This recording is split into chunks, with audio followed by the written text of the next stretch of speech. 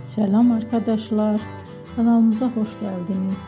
Bu videoda Hande Erçel'in hayatındaki zor ama önemli bir dönemden bahsedeceğim.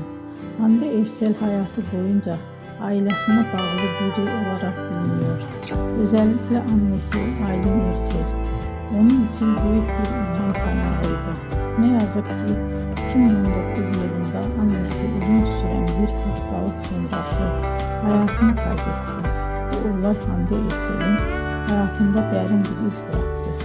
Ancak o zor zamanlara rağmen kariyerine devam etti ve çalışmalarına ara vermedi. Aynı yıllarda oyuncu olarak yeni projelerde yer aldı ve izleyicilere güçlü karakterler sunmaya devam etti.